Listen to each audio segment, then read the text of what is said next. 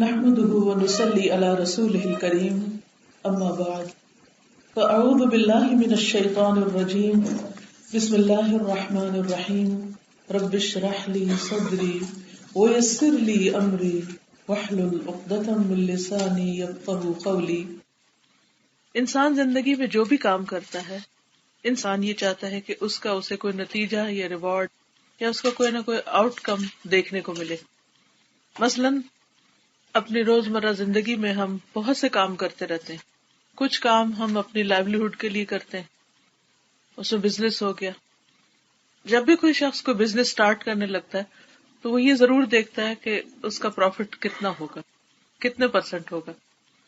اسی طرح اگر آپ کوئی جاب کر رہے ہیں تو اس میں بھی آپ دیکھتے ہیں کہ سیلری کیا ہوگی اور پھر کتنے عرصے میں زیادہ ہو جائے گی یا کب کتنی ڈبل ہو جائے گی، اور یہ انسان کی ایک نیچر ہے۔ تو انسان دنیا میں جو بھی کام کرتا ہے وہ یہ چاہتا ہے کہ اس کو اس کا کوئی فائدہ ملے، کوئی نتیجہ ملے، اور نتیجہ بھی تھوڑا نہیں، چھوٹا نہیں، فائدہ کم نہیں، بلکہ بہت زیادہ ملے اور ملٹیپل فائدہ ہو، اس کا ایک کام کئی گنا بڑھ جائے۔ اسی طرح اللہ سبحانہ تعالیٰ نے انسان کے لیے اس کے نیک اعمال کو بڑھانے کے کئی طریقے رکھے۔ جو لوگ دنیا کے بجائے آخرت کو اپنے سامنے رکھتے ہیں وہ یہ چاہتے ہیں کہ ان کے اعمال کا اجر آخرت میں کئی گنا زیادہ ملٹیپلائی ہو۔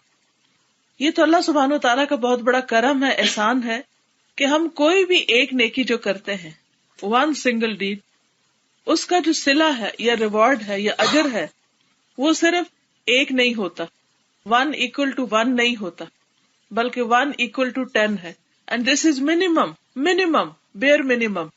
اور یہاں سے ہی اللہ سبحانہ تعالیٰ کی رحمت پتہ چلتی ہے کہ وہ بندوں کے اعمال کا یا بندوں کی نیکیوں کا کتنا قدردان ہے جب ان سے کوئی اچھا کام ہوتا ہے۔ پھر اس کے بعد قرآن مجید سے، نبی صلی اللہ علیہ وسلم کی سنت سے ہمیں بہت سے ایسے اعمال کا پتہ چلتا ہے کہ جو 100 گنا، 700 گنا اور لاکھوں گنا، اور بعض اعمال کا اجر اور ثواب تو ان لمیٹڈ ہے، جیسے فاسٹنگ ہے، صبر ہے۔ ان کے بارے میں ہمیں حدیث سے پتہ چلتا ہے، رسول اللہ صلی اللہ علیہ وسلم فرماتے، اللہ تعالیٰ فرماتے الصوم لی وانا اجزی بہ، روزہ میرے لیے ہے اور اس کی جزا میں خود دوں گا، یعنی بتایا ہی نہیں، سرپرائز رکھا ہے ہمارے لیے۔ اسی طرح صبر، قرآن مجید میں اللہ تعالیٰ فرماتے انما یوفی الصابرون اجرہم بغیر حساب، کہ میں صبر کرنے والوں کا ان کا اجر ان لمیٹڈ، بغیر حساب کے دوں گا، یعنی اتنا کہ جس کا حساب نہیں کر سکتے آپ، جس کو گن نہیں سکتے، جس کو کاؤنٹ نہیں کر سکتے۔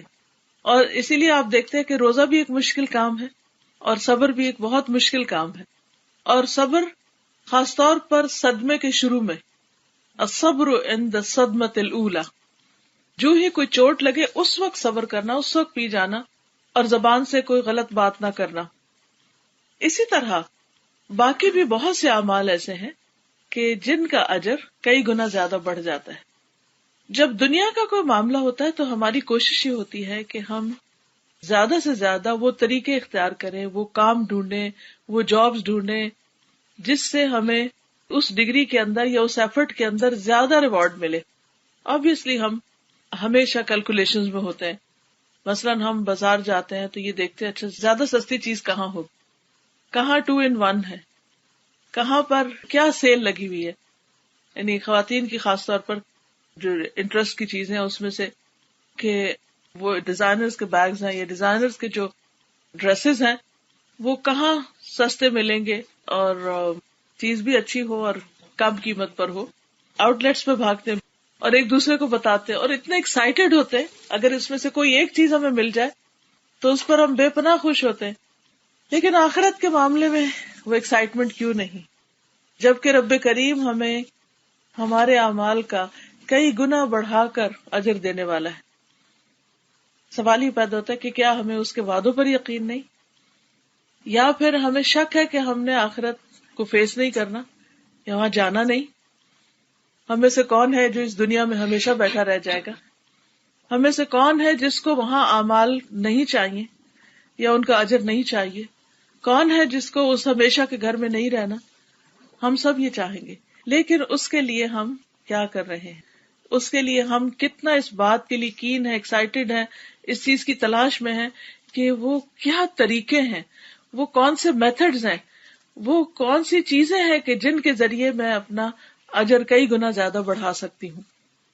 تو بحیثیت ایک مومن جو ایمان رکھتا ہے، جس کا اللہ سبحانہ وتعالیٰ پر یقین ہے اور جو اللہ کے وعدوں کو سچا سمجھتا ہے، تو بحیثیت ایک مومن کے ہم سب کو اس بات کا شوق رہنا چاہیے، جستجو رہنی چاہیے، تلاش رہنی چاہیے کہ کون سے کام نیکی کے ہیں اور پھر کون سے وہ کام ہیں جن پر 1 نہیں، 10 نہیں، 100 نہیں، 700 نہیں، انلمیٹڈ اجر ملتا ہے یا بہت زیادہ اجر ملتا ہے یا ملتا ہی چلا جاتا ہے، کنٹینیوس اجر ملتا چلا جاتا ہے.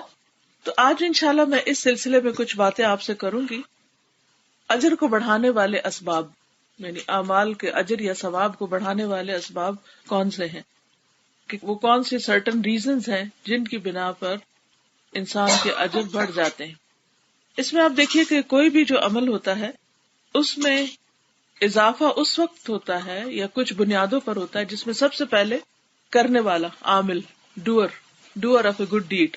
دوسرا ہوتا ہے کہ ٹائپ آف عمل یا نیچر آف عمل، یعنی جو ایکٹ آپ کرنے جا رہے ہیں وہ خود کیسا ہے. تیسرا ہوتا ہے اٹس ٹائم، اس کا وقت، کہ کون سا کام آپ نے کس وقت میں کیا. چوتھا ہوتا ہے مکان، کون سی جگہ پر کیا. اور پانچواں ہوتا ہے اس کے آثار، یعنی اس کی کنٹینیویشن یا اس کا امپریشن یا اس کے ایفیکٹس. اب آپ دیکھیے کہ جہاں تک کرنے والے کا تعلق ہے، اگر ایک ہی کام مومن کرے گا تو اس کا اجر کچھ اور ہوگا، وہی کام اگر منافق کرے گا تو اس کا کوئی اجر نہیں ہوگا. شرک کے ساتھ انسان کرے گا، مشرک کرے گا تو اس کا اجر نہیں ہوگا، کیونکہ اللہ سبحانہ وتعالیٰ کے ساتھ وہ کسی اور کو شریک ٹھہرا رہا ہے. تو اس لیے بعض اوقات لوگ اس بات پر بہت جھگڑا کرتے ہیں کہ فلاں اور فلاں شخص جو ہے ٹھیک ہے، اگر وہ مسلم نہیں بھی لیکن اس نے بہت بڑے بڑے کام کیے تو اس کو اجر کیوں نہ ملے. وہ تو اللہ اور اس بندے کا معاملہ ہے، لیکن اصل بات یہ ہے کہ اللہ تعالیٰ نے ہمیں جو شرائط بتائی ہیں وہ یہ ہے کہ عمل صالح کے ساتھ، نیک عمل کے ساتھ ایمان ضروری. جب تک ایمان نہیں، پہلا سٹیپ نہیں، تو دوسرے پہ آپ آ نہیں سکتے. دوسری چیز ڈیڈ اٹ سیلف، کہ آپ کون سا کام کر رہے ہیں، کیونکہ ایک ہی کام بظاہر دیکھنے میں وہ حلال ہو سکتا ہے لیکن اس کے اندر گڑبڑ ہو سکتی. مثلاً آپ کے کئی ایکشنز ایسے ہوتے ہیں جو دیکھنے میں بہت انوسینٹ لگ رہے ہوتے ہیں لیکن حقیقت میں وہ ہوتے نہیں، کیونکہ ان کے پیچھے نیت ٹھیک نہیں ہوتی. مثلاً ایک شخص 5 وقت نماز کو جاتا ہے مسجد، دیکھنے میں تو بڑا نیک کام ہے، سب کہیں گے کہ مسجد جانا تو بڑی نیکی کا کام ہے، لیکن اس کی نیت کیا ہے کہ اس کے جو نیبرز ہیں ان کو پتا چلے کہ یہ بہت نیک ہے، پائس ہے اور بہت اچھا انسان ہے. تو وہ مسجد جانا جو ہے وہ اس کے لیے فائدے کا نہیں ہوگا، کیونکہ اس نے لوگوں کو دکھانے کے لیے مسجد کی راہ اختیار کی. تیسری چیز یہ کہ کس ٹائم پر کیے. مثلاً کوئی کام آپ رمضان میں کرتے ہیں اس کا اجر بڑھ جاتا ہے. مثلاً نماز آپ وقت کے اندر پڑھتے ہیں تو اس کا اجر کچھ اور ہوتا ہے. وہی نماز آپ وقت کے باہر پڑھتے ہیں تو اس کا کوئی ثواب نہیں ہوتا. جیسے کہتے ہیں نا پنجابی میں ایک محاورہ ہے، ویلے دی نماز اور کویلے دیا ٹکرا، یعنی پھر تو وہ صرف ٹکرے مارنے والی بات رہ جاتی، کیونکہ قرآن مجید میں آتا ہے کہ ان الصلاۃ کانت علی المؤمنین کتابا موقوتا، کہ بے شک نماز مومنوں پر وقت کی پابندی کے ساتھ فرض کی گئی کہ ود ان ٹائم ہو.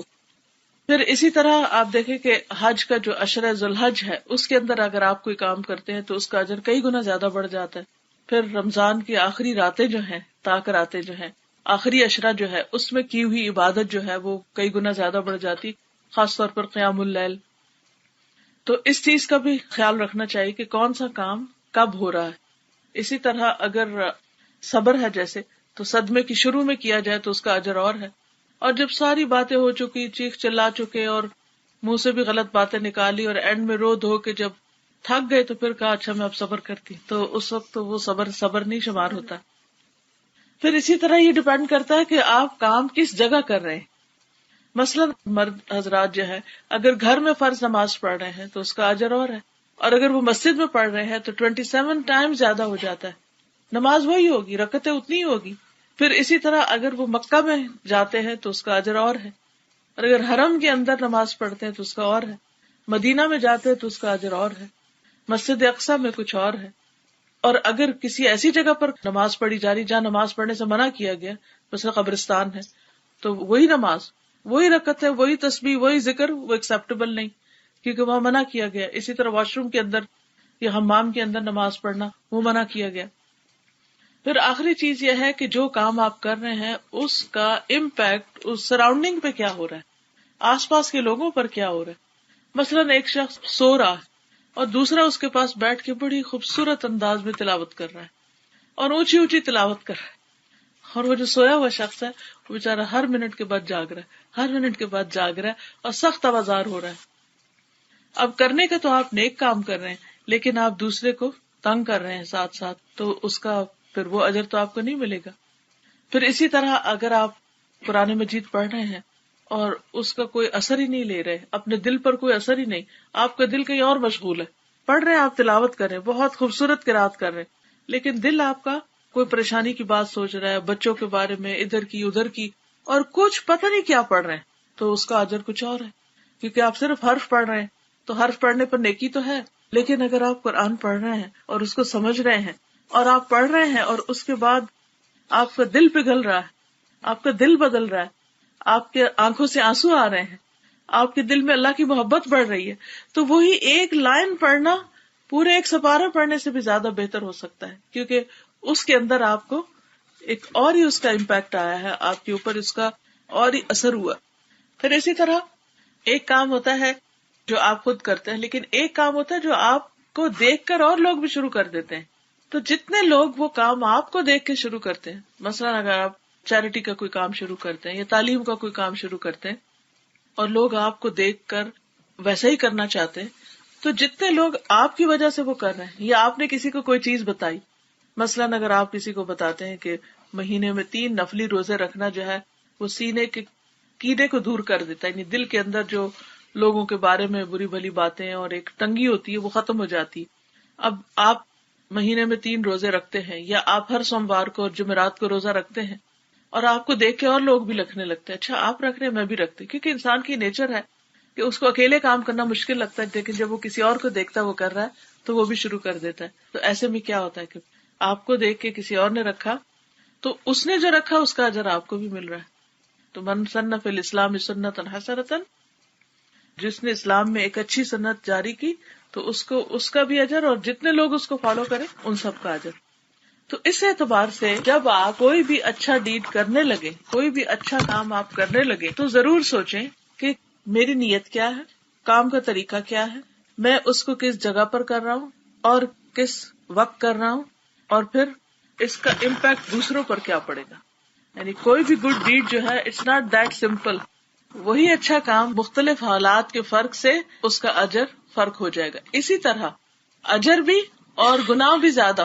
مثلاً زنا کرنا ایک برا کام ہے، لیکن اگر کوئی اپنے نیبر کی عورت سے کرتا ہے تو وہ اور بھی زیادہ برا ہے. اگر کوئی انسسٹ کا شکار ہوتا ہے تو وہ اور بھی کئی گنا زیادہ قبیح اور زیادہ بدترین کام ہے. اسی طرح ایک برا کام اگر گھر میں کیا جائے تو بھی برا ہے. مثلا کسی نے گھر میں جھوٹ بولا تو وہ بھی برا ہے، لیکن اگر مسجد میں جھوٹ بولتا ہے بہت سخت برا ہے.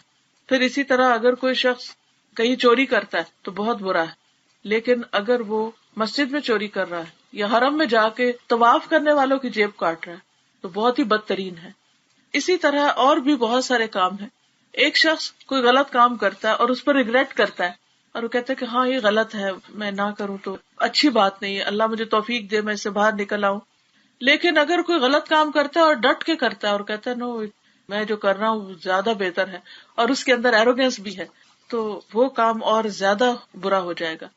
مثلاً آپ کسی کی بات نہیں مانتے ایسے فار نو ریزن، وہ بھی برا ہے. لیکن اگر آپ اپنی امی کی بات نہیں مانتے وداؤٹ اینی ریزن تو وہ کہیں زیادہ برا ہے. تو جس طرح نیک کام کئی گنا زیادہ اچھے ہو جاتے ہیں، اسی طرح برے کام جو ہیں وہ بھی اپنے اثر کے لحاظ سے کئی گنا زیادہ برے ہو جاتے ہیں. سب سے پہلی بات تو یہ ہے کہ جو کام کرنے والا ہے اگر اس کا ایمان ہے اور اس کے اندر اخلاص ہے اور وہ کام کا طریقہ درست ہے تو اس کا اجر کہیں زیادہ ہے. اب طریقے کا مطلب کیا ہے کہ جتنی بھی عبادات ہیں وہ نبی صلی اللہ علیہ وسلم کے طریقے پر ہونی چاہیے. مثلاً ہم نماز پڑھتے ہیں تو ہماری پوری کوشش ہونی چاہیے کہ ہم ایک ایک سٹیپ اس طرح ادا کریں جس طرح نبی صلی اللہ علیہ وسلم نے کیا. کیونکہ بعض لوگ نماز پڑھتے ہیں لیکن وہ ان آداب کا خیال نہیں رکھتے. مثلا قیام ٹھیک نہیں کرتے. قیام میں کیا ہے کہ آپ کھڑے ہوں تو آپ ہلے جلے نہیں, ادھر ادھر نہیں دیکھیں. نبی صلی اللہ علیہ وسلم نے سجدے کی جگہ پر دیکھنے کے لیے کہا ہے. تو اگر ہم آنکھیں بند کر لیتے ہیں اور آرام کر رہے ہوتے ہیں, آرام کی سی ایک کیفیت میں ہے, یا وہ سامنے جاتی اڑتی چڑیا کو دیکھ رہے ہیں, یا کوئی پتا ہلا تو ادھر نظر آ گئی, یہ چیز نماز میں نہیں ہونی چاہیے. اسی طرح بعض اوقات لوگ رکوع کرتے ہیں تو رکوع بس اتنا سا جھکتے, اتنا سا, تو اتنا جھکنے سے رکوع نہیں ہوتا, اس کو پورا جھکنا چاہیے. مثلا اگر آپ یوں کھڑے ہیں تو آپ کی کمر یوں ہونی چاہیے اسٹریٹ, حتیٰ کہ اگر پانی کا ایک پیالہ بھی اس پہ رکھ دے تو وہ بھی نہیں گرے, یعنی بالکل ایک چھت سی بن جائے. پھر اسی طرح بعض لوگ سجدہ کرتے ہیں تو بس صرف ماتھا لگاتے ہیں, پورا سجدہ نہیں کرتے, ناک نہیں لگاتے, تو اس سے بھی سجدہ نہیں ہوتا. اسی طرح جب بیٹھتے ہیں تو پاؤں ٹھیک نہیں رکھتے, یعنی بعض اوقات پاؤں جو ہے وہ دونوں, کوئی الٹے پاؤں طرف نکال دیتا ہے, کوئی رائٹ سائڈ پہ نکال دیتا ہے دونوں. تو اس میں جیسے ایک کے اوپر بیٹھنا اور ایک کو کھڑا کر کے انگلیوں کو قبلہ کی طرف کرنا. تو جتنا جتنا ہمارا یہ شوق ہوگا کہ ہماری عبادت کا اجر کئی گنا زیادہ بڑھ جائے, تو اتنا ہی ہمیں پھر پرٹیکولر ہونا چاہیے اس عبادت کے طریقے میں بھی, اس کی ظاہری شیپ میں بھی. پھر اسی طرح یہ کہ بیٹھ کے نماز پڑھنے کا آدھا ثواب ہے کھڑے ہو کر پڑھنے کے مقابلے میں. ہم سارے کام کھڑے ہو کر کرتے ہیں, کچن میں کھڑے ہو کے کوکنگ کر رہے ہیں, واشنگ کھڑے ہو کے کر رہے ہیں, شاپنگ کھڑے ہو کے کر رہے ہیں. اگر آپ دن بھر کے کاموں پر غور کریں تو ہمارے 90% کام جو ہے وہ سب کھڑے ہو کے ہو رہے ہوتے ہیں. لیکن کس قدر افسوس کی بات ہے کہ نماز کے وقت ہم بیٹھ جاتے ہیں. تو قیام جو ہے نماز کا ایک رکن ہے, فرض ہے.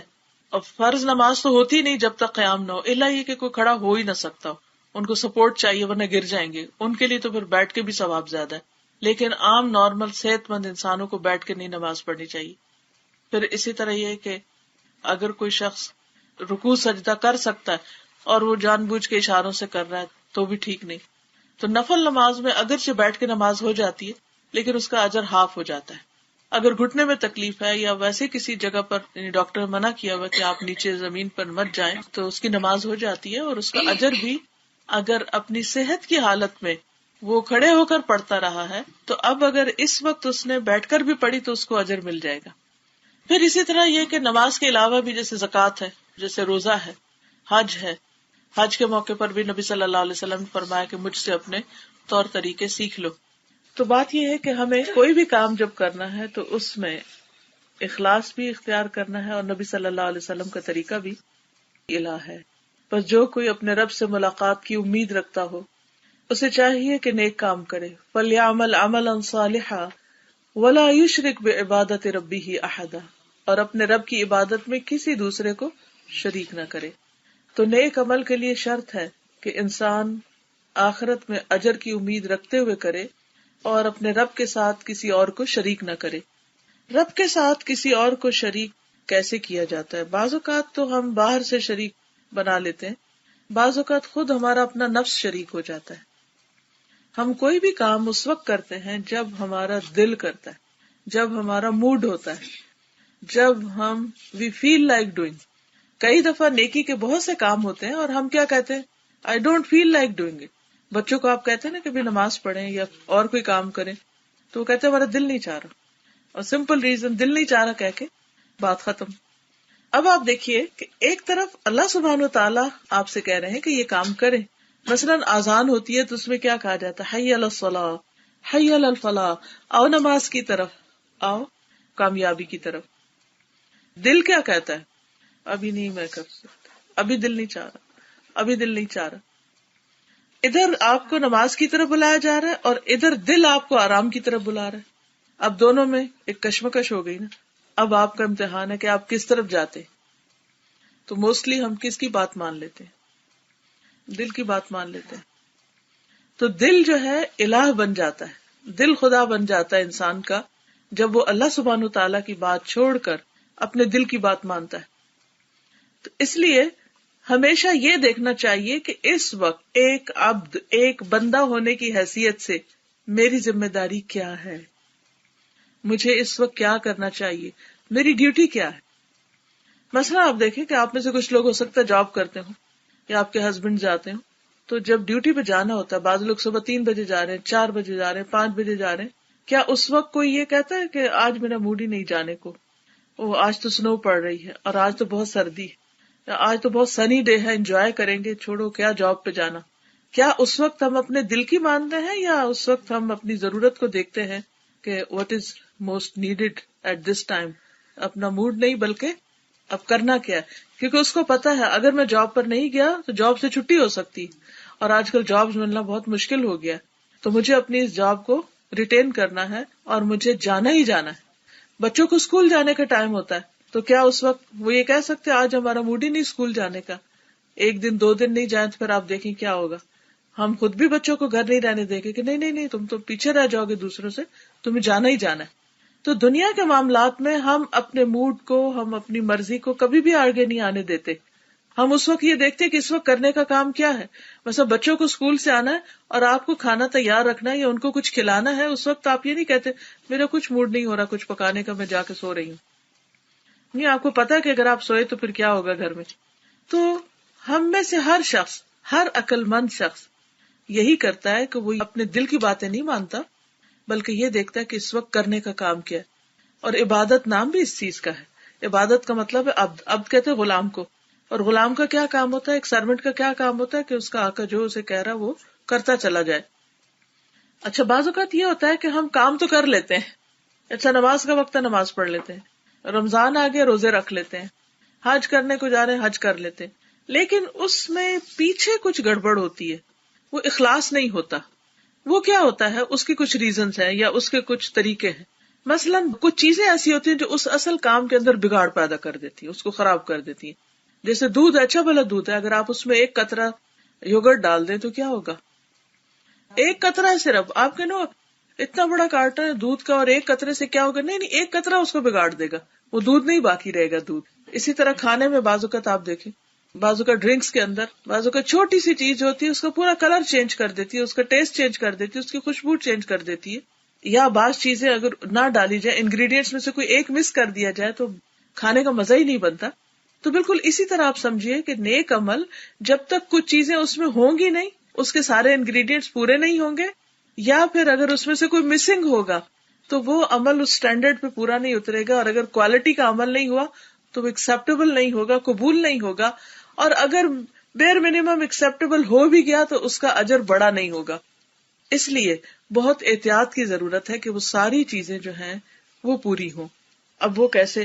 مثلاً بعض اوقات دل میں انسان کوئی نیک عمل کرتا ہے تو اس لیے تاکہ لوگوں کو خوبصورت لگے، لوگوں کے لیے وہ بہت خوشنما بن جائے۔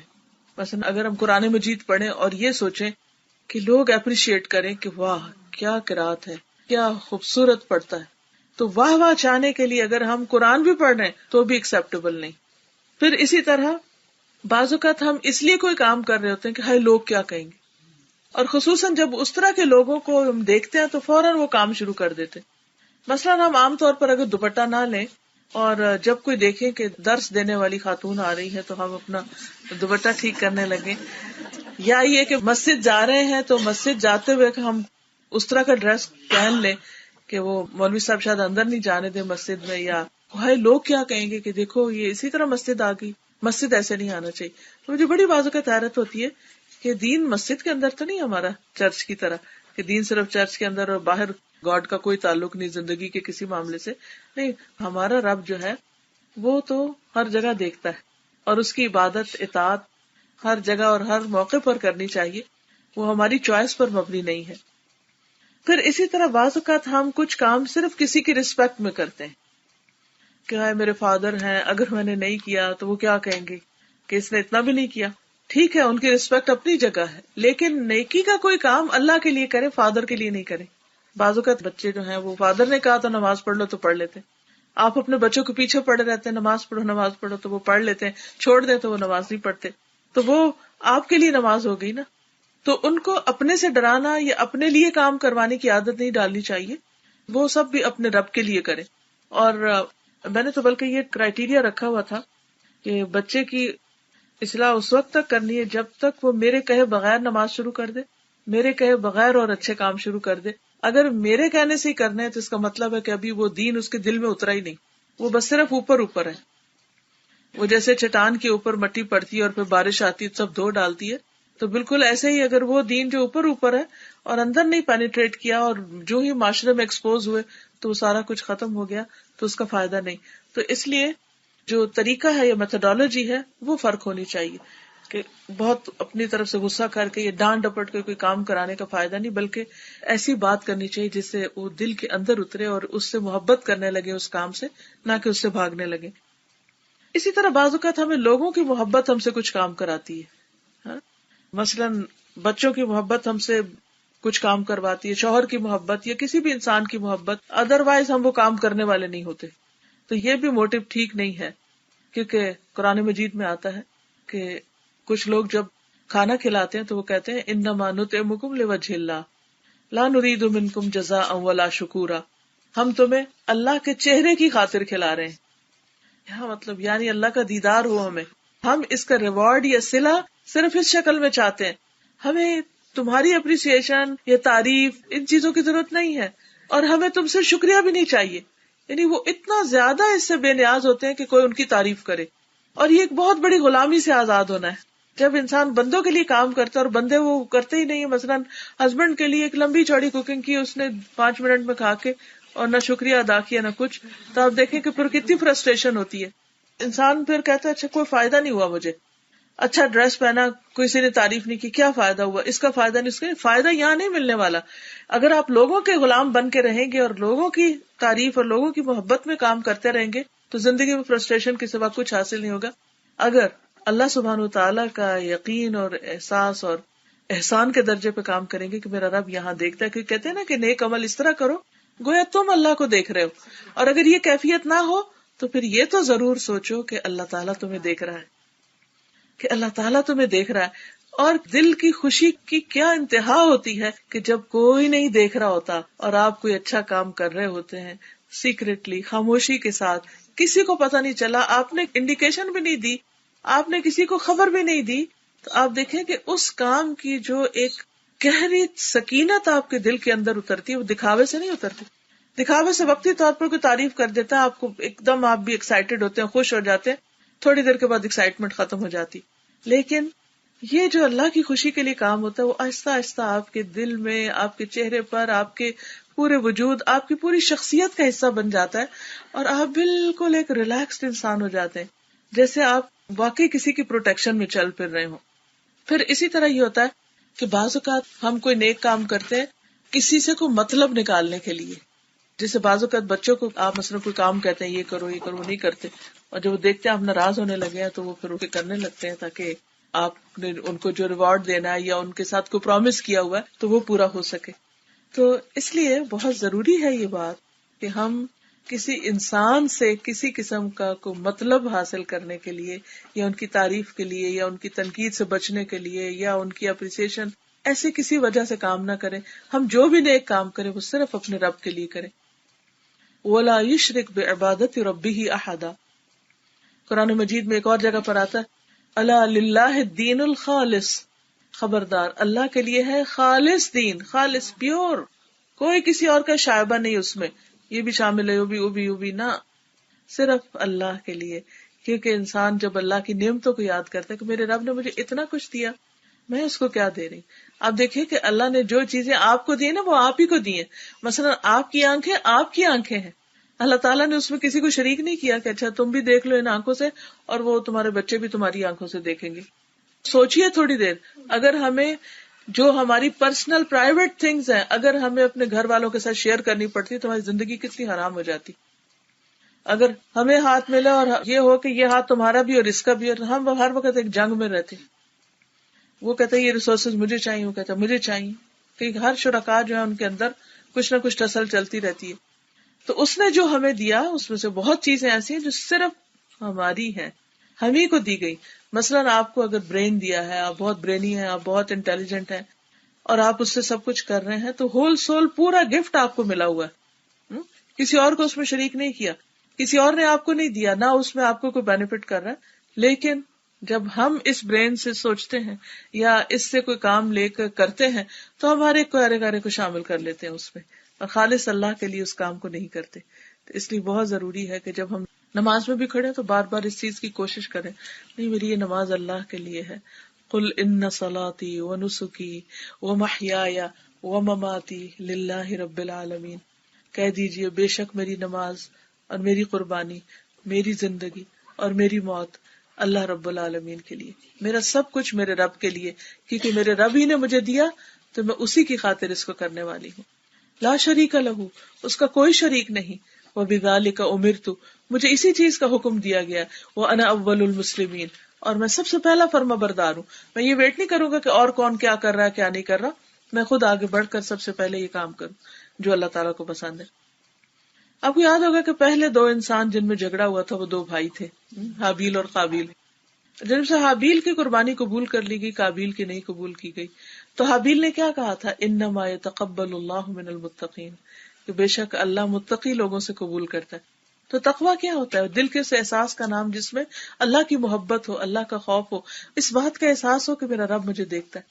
تو جو بندہ اللہ تعالیٰ کی محبت میں، اللہ تعالیٰ کے احساس کے ساتھ کوئی بھی نیک کام کرتا ہے، ہاں اس کی نماز ہو یا روزہ ہو کچھ بھی، تو وہ کام اللہ تعالیٰ قبول کر لیتے ہیں. اور اس کا ریوارڈ پھر آپ کو معلوم ہے کتنا. صرف ایک نہیں، ایک لقمہ بھی کوئی اللہ کے راستے میں خرچ کرتا ہے پیور اللہ کی رضا کے لیے، تو وہ کئی گنا زیادہ ہو جاتا ہے، حتیٰ کہ وہ پہاڑ بن جاتا ہے، جبل احد بن جاتا ہے. صرف ایک چھوٹی سی چیز، اتنی قدردانی. دنیا میں کوئی ہے جو اتنے % پروفٹ دے اور اتنا زیادہ بڑا انعام دے کہ آپ اس کے لیے ایک لقمہ کسی کو دیں اور وہ آپ کو ایک پہاڑ جتنی چیز لا کر دے؟ نیور، کبھی ہو ہی نہیں سکتا. تو جس رب نے اپنی رحمت کے دروازے آپ کے لیے کھولے ہوئے ہیں، کیا اس کے لیے ہم یہ سب کچھ نہیں کریں گے؟ اچھا، اس اخلاص کو اتنا زیادہ ہائی لائٹ کیوں کیا جاتا ہے ہمارے دین میں، اور نیت کے پیور ہونے کو اور اللہ کے لیے کام کرنے کو؟ کیونکہ اس کے کچھ بینیفٹس ہیں. ان میں سب سے پہلی بات یہ کہ انسان کے اندر استقامت آتی. جب انسان بندوں کے لیے کام کرتا ہے تو اس کا کام جمتا نہیں. وہ ایک دن کرے گا، جس دن بندے نہیں ہوئے تو کام چھوڑ دے گا. لیکن جب اللہ کے لیے کرتا ہے تو پھر اس میں کنٹینیویشن ہوتی، وہ کام کرتا چلا جاتا ہے. تعریف ملے، تنقید ملے، وہ اپنے راستے پر آگے بڑھتا چلا جاتا ہے، اس کام کو چھوڑتا نہیں. حتیٰ کہ بڑی بڑی مشکلیں آتی تب بھی نہیں چھوڑتا، کیونکہ وہ اپنے رب کے لیے کر رہا ہے. دوسری چیز یہ ہے کہ انسان حرام میں پڑنے سے بچتا ہے، ناجائز چیزوں میں پڑنے سے بچتا ہے، کیونکہ اس کو پتا ہے اس کا رب دیکھ رہا ہے. تو اگر اس نے کوئی غلط کام کیا تو اس کی پوچھ ہوگی، اس کی پکڑ ہوگی، تو فوراً اس کو چھوڑ دیتا ہے. پھر اسی طرح یہ ہے کہ انسان کو یہ پتا ہوتا ہے کہ جب میں نے اپنے رب کے لیے کیا تو وہ قدردان ہے، اور وہ قدردانی کرے گا اور مجھے اس کا کئی گنا زیادہ ریوارڈ ملے گا. اگر میں بندوں کے لیے کروں گا تو اس کا کیا مجھے ملے گا، اس لیے اس کے پھر طلب ہی نہیں وہ ہوتی. پھر یہ کہ کام آسان ہو جاتے ہیں. جس کام میں تقویٰ ہوتا ہے اللہ تعالیٰ اس کام میں آسانی پیدا کر دیتا ہے. ایک ہی نماز ہوتی ہے لیکن کچھ لوگوں کے لیے بڑی بھاری ہوتی ہے. انہا لکبیرۃ الا علی الخاشعین، نماز بڑی بھاری چیز ہے مگر خاشعین کے لیے کچھ بھی بھاری نہیں. اچھا، بھاری کب ہے؟ کہ جب آپ کے دنیا کے کام رش میں پڑے ہوتے ہیں کہ اچھا کریں کیسے کریں. لیکن جب آپ کو پتا میرا رب دیکھ رہا ہے اور میں اس وقت رب کے آگے کھڑی ہوں، آپ لمبا بھی کھڑے ہوں تو آپ کو نو ہری، کیونکہ آپ کا رب دیکھ رہا ہے نا آپ کو. آپ آرام سے سجدہ کریں، آپ بیٹھ کے ذکر کریں، آپ کچھ کریں، you will enjoy your prayer, your ذکر، یور صلاۃ، ایوری تھنگ، کیونکہ آپ ون آن ون اپنے رب کے ساتھ بات کر رہے ہیں اور وہ آپ کو دیکھ رہا ہے. اب تقلبک فی الساجدین، ڈھیروں لوگ بھی سجدہ کر رہے ہوں تو آپ اس میں کس طرح ایکشن کر رہے ہیں، وہ آپ کو دیکھ رہا ہے، آپ اس کی خاص نظر کے اندر ہیں. تو اس میں انسان کے لیے نیک کام انجوائبل ہو جاتے ہیں. پھر یعنی انسان اس وقت ان چیزوں کو کسی بوجھ تلے رہ کے نہیں کرتا. اسی طرح قرآن مجید میں آتا ہے وَمَن يَتَّقِ اللَّهَ يَجْعَل لَّهُ مِنْ أَمْرِهِ يُسْرًا، جو اللہ کا تقوی اختیار کرے گا، اللہ کے لیے کام کرے گا، اللہ تعالیٰ اس کے کاموں میں آسانی پیدا کر دے گا. تو انشاءاللہ پھر بڑے بڑے نیکی کے کام، بھاری بھاری کام بالکل ہلکے ہو جائیں گے. وہ کام جن کو کرنے کو دل نہیں چاہتا، جب آپ کو پتا ہوگا اس کا ریوارڈ بہت زیادہ ہے تو پھر آپ کہیں گے نہیں میں تو سب سے آگے نکلوں. کیونکہ انسان کی ویکنس ہے نا کہ وہ ہمیشہ نفع نقصان کو دیکھتا ہے. پھر اسی طرح یہ ہے کہ جیسے پہلے بھی بات ہوئی کہ انسان کا عقیدہ درست ہونا چاہیے، شرک نہیں ہونا چاہیے. پھر انسان کا اللہ تعالیٰ کے ذات، اس کے ناموں، اس کی صفات پر ایمان ہو تو اس سے بھی انسان کے عمل میں زیادہ خوبصورتی پیدا ہوتی. مثلاً یہ کیسے؟ مثلاً اللہ سبحانہ وتعالیٰ کی ایک صفت السمیع ہے کہ اللہ تعالیٰ سننے والا ہے. تو آپ کی دعا مانگنے کا طریقہ کیا ہوگا؟ آپ کی دعا میں توجہ بڑھ جائے گی کیونکہ آپ کو پتہ ہے کوئی سن رہا ہے. اچھا جب یہ ہوتا ہے نا کوئی سن نہیں رہا تو آپ کا سٹائل کچھ اور ہوتا ہے. جب ہوتا ہے سن رہا ہے کہتے یا اللہ، اور آپ کو یقین ہوتا ہے اللہ نے سن لیا، سن رہا ہے، تو آپ جب وہ دعا مانگتے ہیں تو اس کا طریقہ ہی کچھ اور ہوتا ہے. اور جب آپ کو یہ یقین نہیں ہوتا نا تو آپ کہتے پتہ نہیں وہ بس مجھے کہا گیا یہ وظیفہ کرو یہ پڑھو تو میں پڑھ رہی ہوں، اور آپ صرف لفظ دہرا رہے ہیں اور دل مشغول ہے کہیں اور، دل میں کچھ اور سوچے جا رہے ہیں. اب آپ دیکھیے دل کچھ کہہ رہا ہے، زبان کچھ کہہ رہی ہے اور پڑھ کچھ، کیا ہو کیا رہا ہے. اگر کوئی شخص آپ سے اس طرح بات کرے تو آپ کیا کریں گے؟ مثلا آپ کا بچہ آپ سے کچھ لینے کے لیے آیا اور وہ دیکھ رہا ہے کچھ اور کہ ماما پانی دے دیں، تو آپ کیا کہیں گے؟ اچھا یہ لو پانی.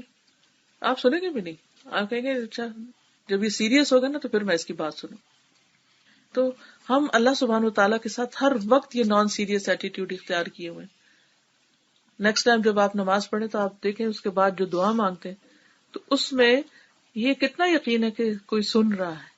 اچھا پھر جب المجیب اللہ کی صفت ہے کہ وہ جواب دیتا ہے، اچھا وہ جواب دے رہا ہے، ہاں میرے بندے میں نے سن لیا، میں تیری مشکل دور کروں گا، میں تیرے لیے آسانی کر دوں گی. جو مانگ رہے وہ آگے سے بتا رہے ہاں ہاں ٹھیک ہے ہو جائے گا، ڈونٹ وری. جب ہمیں یہ یقین ہو جائے تو آپ سوچئے کہ وہ ایسی کمیونیکیشن ہوتی ہے کہ جس میں پھر انسان دعا مانگنے میں ڈھیلا نہیں کبھی پڑتا. حضرت زکریا علیہ السلام نے بیٹے کے لیے کتنے عرصہ دعا کی، سال کی تھی، مایوس نہیں ہوئے، انہیں پتا تھا میرا رب سن رہا ہے اور میں نے مانگتے جانا ہے حتیٰ کہ قبول ہو گئی. اسی طرح جب ہمیں پتا ہے کہ اللہ قدیر ہے، وہ قادر ہے، قدرت رکھتا ہے، اسے کسی سے پوچھنے کی ضرورت نہیں، وہ سب کچھ کر سکتا ہے، تو اب آپ مشکل سے مشکل چیز جو آپ کو زندگی میں لگ رہی ہوتی ہے اور آپ اس سے مانگ رہے ہوتے ہیں اور ساتھ آپ اس کی صفت کو ذہن میں لا رہے تھے، اللہ زمین تیرے کنٹرول میں، آسمان تیرے کنٹرول میں، ستارے سارے تیرے اختیار میں، سب کچھ تو کر سکتا ہے، میں تجھ سے مانگتی ہوں، میرا کام بھی تو ہی کرے گا. اب دیکھیے کہ اس کام کی چاشنی، اس دعا کی چاشنی میں، اور ایک یہ کہ انسان بس پڑھ رہا ہے یا حیو یا قیوم برحمتک استغیث، اور کوئی پتہ نہیں کہ کیا رہا ہے، کس کو پکار رہا ہے. یا حیو یا قیوم کا معنی کتنا عظیم معنی ہے، اے زندہ رہنے والے، یعنی جس کو کبھی نیند بھی نہیں آئی، جس کو اونگ بھی نہیں آئی، اور جس کو فنا ہے ہی نہیں. کوئی اور ہے ہی نہیں ایسا جس کو فنا نہ ہو، کوئی اور ہے ہی نہیں ایسا جس کو نیند کی ضرورت نہ ہو. جن انسانوں پہ ہم توقع رکھتے ہیں وہ سو بھی جاتے ہیں، وہ بھول بھی جاتے ہیں، وہ مر بھی جاتے ہیں، لیکن جس رب پہ ہم ایمان رکھتے ہیں مضبوط سہارا، وہ نہ سوتا ہے، نہ نیند آتی ہے، نہ اونگ آتی ہے، نہ اس کو موت ہے، وہ ہمیشہ سے ہمیشہ رہے گا. تو یہ چیز ہمارے اندر ایک اور ہی لطف پیدا کر دیتی ہے عبادت کا